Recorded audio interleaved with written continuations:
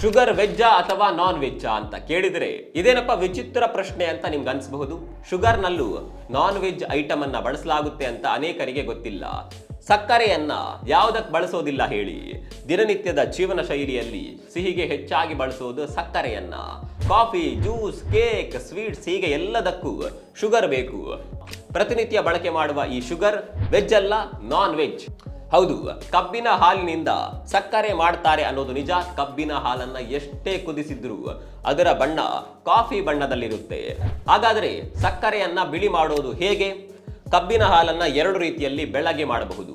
ಒಂದು sulphur dioxide, ಇದನ್ನ ಬಳಸಿ ಬಿಳಿಯಾಗಿಸೋದು ತುಂಬಾನೇ ಸಮಯ ಹಿಡಿಯುತ್ತೆ. ಇನ್ನೊಂದು ಆಪ್ಷನ್ ಬೋನ್ ಚಾರ್. ಬೋನ್ ಚಾರ್ ಅಂದ್ರೆ ಪ್ರಾಣಿಗಳ ಮೂಳೆಗಳ ಮಿಶ್ರಣ. ಇದು ಕಬ್ಬಿನ ರಸವನ್ನ ಸುಲಭವಾಗಿ ಬಿಳಿ ಮಾಡೋದಕ್ಕೆ ಸಹಕಾರಿಯಾಗುತ್ತೆ. US, UK, ಆಸ್ಟ್ರೇಲಿಯಾ, ಅಫ್ಘಾನಿಸ್ತಾನ ಸೇರಿದಂತೆ ಬಹುತೇಕ ದೇಶಗಳಲ್ಲೂ ಬೋನ್ ಚಾರ್ ಅನ್ನೇ ಬಳಸಲಾಗುತ್ತೆ. ಈ ವಿಷಯ ನಿಮಗೆ ಮೊದಲ ಬಾರಿ ಗೊತ್ತಾಗಿದ್ದರೆ ಕಾಮೆಂಟ್ ಮಾಡಿ.